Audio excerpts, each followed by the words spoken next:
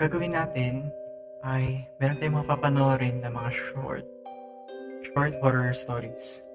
Then, tingnan din natin kung nakakatakot pa siya. Pero huwag niyo pong kalimutan na mag-like, mag-subscribe, and mag-share sa aming channel kung nagustuhan niyo mga ganitong contents. Sige, pasok na tayo sa unang horror story.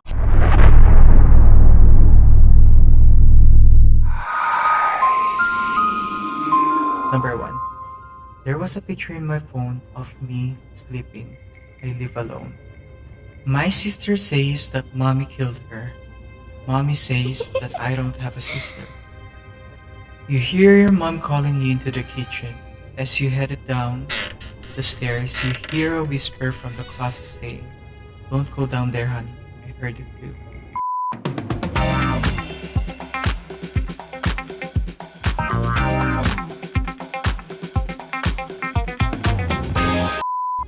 The last thing I saw was my alarm clock flashing 12:07 before she pushed her long, rotting nails through my chest. Her other hand muffling my scream, I sat up bolt upright, relieved it was only a dream. But as I saw my alarm clock read 12:06, I heard my closet door creak open. Deja vu.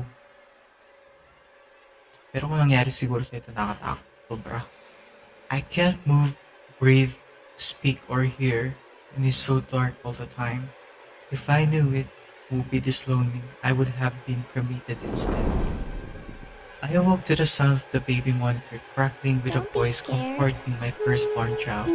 As I adjusted to a new position, my arm brushed against my wife, sleeping next to me. After struggling desperately to move any part of his paralytic body, just to alert the doctors that he was conscious before they made the first incision, he was relieved to see that one of the nurses had noticed his pupils dilating from the bright light. She leaned in close and in a whisper that tickled his ears, said, "You think we don't know you're awake?" My daughter won't stop crying and screaming in the middle of the night.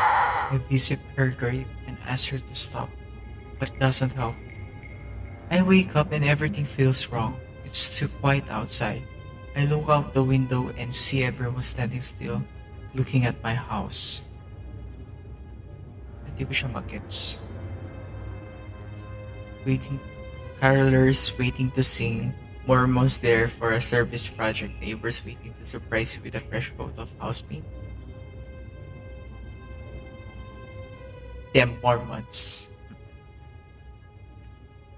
The doctors told the amputee he might experience a phantom limb from time to time. Nobody prepared him for the moments though, when he felt cold fingers brush across his phantom hand.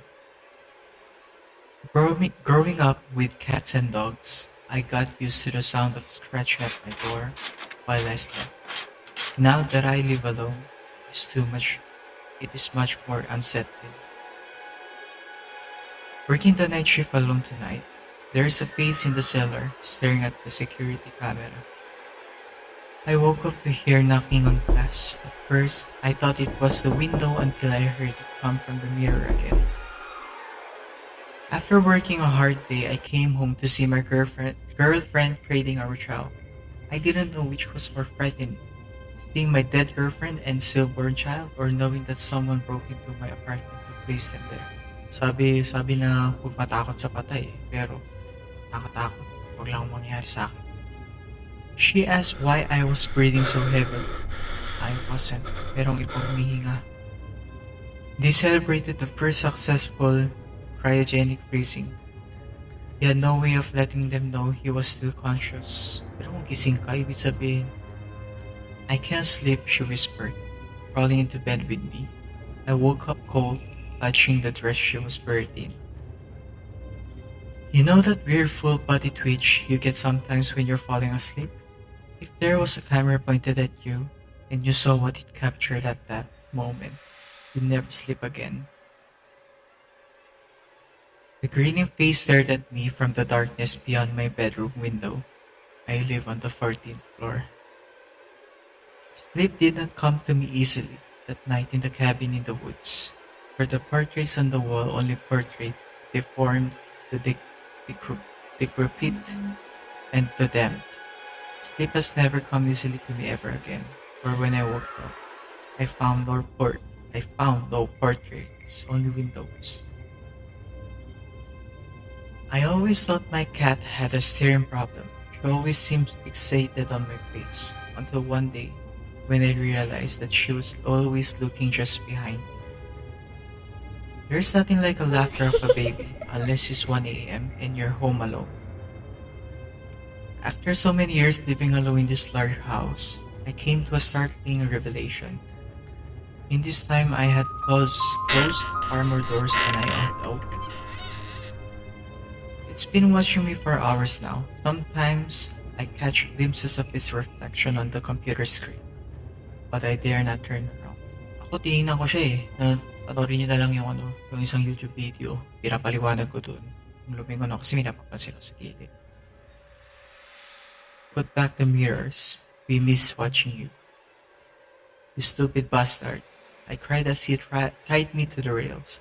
Don't you know this line has been abandoned for years? Of course I know, he said, walking away. No one comes here at all. They delivered the mannequins in bubble wrap. From the main room I began to hear Paki. The operation wasn't successful in the traditional sense since my sight didn't return, but it left me with the ability to distinguish heat signatures, at least. 3 weeks have passed and I'm still not sure how to politely ask my best friend why his room temperature. When I finally grabbed her in the darkness, I swam back to the surface. It never occurred to me how fast ice could freeze over. You start to drift off into a comfortable sleep when you hear your name being whispered. You live alone. Daming you live alone. You get home tired after a long day's work and ready for a relaxing night alone. You reach for the light switch, but another hand is already there. Don't be scared of monsters, just look for them. Look to your left, to your right, under your bed, behind your dresser, in your closet, but never look back. She hates being seen. I never go to sleep, but I keep waking up. He even reads over my letters to make sure I spelled everything perfectly, although my capitalization isn't excellent yet. Okay, hindi ko alam kung nakakatakot pa siya eh.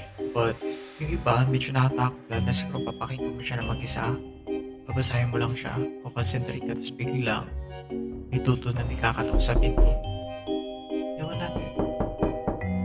Ingat-ingat po kayo. Huwag niyong kalimutan mag-pray, pag matulog, at maraming salamat po. Pero huwag niyo po kalimutan mag-like, mag-share, subscribe. Nagustuhan niyo po yung content na ganito, huwag yung mga content sa amin. And maraming salamat po sa panonood. Kaya kami po ang I am Oppa. Goodbye.